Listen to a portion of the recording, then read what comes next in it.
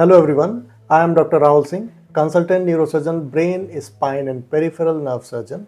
I am the director of Landmark Advanced Neurospine Care. My center is situated in Aliganj Sector B, opposite Bank of Baroda.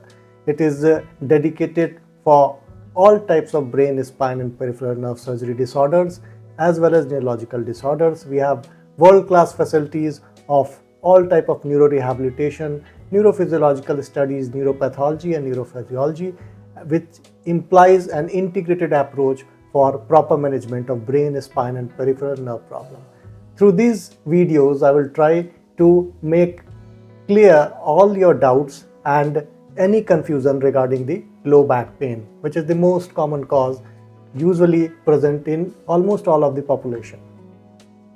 Low back pain की अगर हम बात करें तो low back pain एक काफ़ी common समस्या है जो हर आयु वर्ग के लोगों में देखी जा रही है। स्पेसिफिकली जो यंग आदमी है जिनमें किसी भी प्रकार का जो है बैक पोस्चर ठीक से नहीं रहता है या सिटिंग पोस्चर बैड तरीके का है और साथ ही साथ एक्सेसिव गलत तरीके से जिमिंग एक्सरसाइजेस कर रहे हैं या किसको कभी अगर जो है बैक पेन में चोट लगी हो, इसके साथ ही साथ जो है बूढ़े लोग जिनमें डीजनरेटिव लंबर स्पाइन के डिसऑर्डर है उनमें काफ़ी तेज़ी से बढ़ता हुआ समस्या है हमारे क्षेत्र के लोगों में।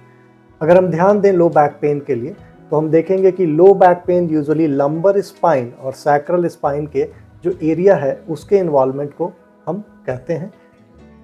जब सबसे कॉमन कॉज जो लो बैक पेन के हैं उसमें अगर हम देखें तो सबसे पहला सियाटिका, जिसको लेमैन टर्म में हम यूजुअली जानते हैं, उसमें क्या होता है कि जो L5 और S1 की जो वर्टिब्रा है उसकी जो डिस्क है उसके बीच में जो कशन का काम करती है उसमें डैमेज होने की वजह से वो पीछे की तरफ खिसक जाती है, जिसकी वजह से नसों में दबाव पैदा हो जाता है।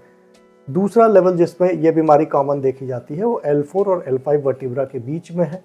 अगर हम ध्यान से देखने की कोशिश करेंगे तो ये जो डिस्क वाला मटेरियल है ये जस्ट जो नर्व रूट है उसके पास ही पाया जाता है। तो अगर ये पीछे की तरफ दबाव देगा तो इसमें दबाव देने की वजह से पीठ में दर्द होगा और साथ ही साथ जिस रूट को वो दबाव दे रहा है वो पूरी रूट जो है पैर की तरफ जाएगी। अगर दाहिने तरफ जो है ये नस दब रही है तो कमर से लेकर के दाहिने कूल्हे और पैरों तक जो है झंझनाता हुआ करंट जैसा पेन परसिस्ट कर सकता है। दोनों तरफ दबाव होने पे दोनों तरफ ऐसे सिम्टम पाए जा सकते हैं। तो अगर लंबे समय से आपको पीठ में दर्द है और साथ ही साथ ये दर्द अगर पैरों तक उतर रहा है, पैरों में झंझनाहट, किसी तरह की जलन या बर्निंग सेंसेशन आपको फील हो रही है तो आपको लापरवाही नहीं करनी है और तुरंत अपने न्यूरोसर्जन और नज़दीकी स्पाइन स्पेशलिस्ट से मिल करके उसका पूरा ट्रीटमेंट लेना है। आमतौर पे जो बूढ़े व्यक्ति हैं उनमें डीजनरेटिव स्पाइन डिजीज़ होती है, जिसमें अगर हम ये ध्यान दें तो ये जो जॉइंट है वर्टिब्रल बॉडी का इसमें आर्थराइटिस लाइक चेंजेस हो जाते हैं। साथ ही साथ जो एक कर्वेचर है लंबर स्पाइन और सैक्रल स्पाइन का वो लॉस्ट होके एक स्ट्रेटनिंग आ जाती है, जिसकी वजह से प्रॉपर जो बायोमैकेनिक्स स्पाइन का है वो गड़बड़ हो जाता है। इन्हीं की वजह से जो जितने भी नसें हैं उनमें दबाव पड़ता है। अगर हम नसों को देखना चाहते हैं जो स्पाइनल कॉर्ड है तो अगर हम इनको हड्डी हटा देते हैं तो हम देख सकते हैं कि नसें जो है इस बोनी कैनाल के बीच में पाई जाती हैं। इन्हीं नसों के दबने की वजह से सारे सिम्टम लो बैक पेन के आते हैं। इसके अलावा कुछ अनकॉमन कॉजेज़ भी हैं, जैसे कि बोन टीबी होना या किसी तरीके की गांठ या ट्यूमर होना, ठीक है, या इंजरी की वजह से, ट्रॉमा की वजह से फ्रैक्चर हो जाना बोन का, ये अदर कॉमन कॉजेज़ हैं। लेकिन मोस्ट कॉमन कॉज अगर हम देखें सियाटिका का तो डिस्क प्रोलैप्स होता है, जिसके बारे में ऑलमोस्ट 60 to 70% पॉपुलेशन यही होती है। इस प्रकार की बीमारी को ट्रीट करने के लिए यूजुअली हम पहले एक्सरसाइजेस पे जाते हैं, जो बैक एक्सटेंशन एक्सरसाइजेस हैं उनसे काफ़ी रिलीफ मिलता है और मेडिसिन से यूजुअली हम 30 to 70% केसेस रिकवर कर सकते हैं। इन केस अगर सीवियर कंप्रेशन है तो फिर हमको सर्जिकल इंटरवेंशन पे जाना पड़ता है। सर्जिकल इंटरवेंशन की अगर हम बात करें तो हमारे पास मिनिमली इन्वेजिव टेक्निक है जिसको MIS टेक्निक कहते हैं। इसके अलावा एंडोस्कोपिक टेक्निक है जहाँ सूक्ष्म चीरे के द्वारा दूरबीन विधि से हम पूरी तरीके से डिस्क निकाल सकते हैं। इसके अलावा हमारे पास माइक्रोस्कोपिक टेक्निक है जिसमें माइक्रोस्कोपिक का यूज़ करके हम डिस्क निकालते हैं और ऐसे पेशेंट जिनमें एफोर्डेबिलिटी इशू हो या जिनमें डिस्क कई लेवल का निकला हो उसमें हम ओपन टेक्निक यानी चीरा लगा के टेक्निक का भी यूज़ कर सकते हैं। हर प्रकार की सर्जरी पूरी तरह से सुरक्षित है, चाहे एंडोस्कोपिक स्पाइन सर्जरी हो, चाहे माइक्रोस्कोपिक स्पाइन सर्जरी हो या ओपन सर्जरी हो।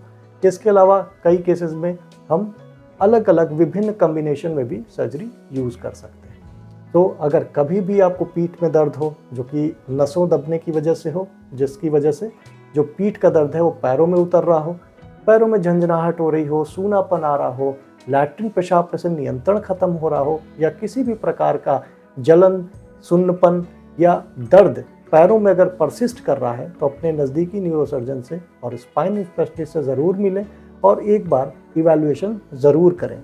समय से अगर हम जांच कराएंगे तो उस स्थिति में हम दवा और एक्सरसाइज से नियंत्रण पा सकेंगे। डिले करने पे सर्जरी की तरफ रिजॉर्ट करना पड़ सकता है। सर्जरी की अगर ज़रूरत पड़ती भी है तो ये पूरी तरह से सेफ है और इसमें हम एंडोस्कोपी, माइक्रोस्कोपी और ओपन टेक्निक के साथ साथ हर प्रकार की सूक्ष्म विधियाँ, मिनिमली इन्वेजिव टेक्निक से पूरा सक्सेसफुल ट्रीटमेंट कर सकते हैं। आशा करता हूँ कि आपको ये जो ट्यूटोरियल है वो पसंद आया होगा। अगर किसी भी प्रकार की कोई आपको क्वेरी हो तो आप कमेंट में डायल कर सकते हैं। हमसे संपर्क करने के लिए आप कभी भी हमारे क्लिनिक पे आ सकते हैं और अपने सारे डाउट क्लियर कर सकते हैं। नमस्कार।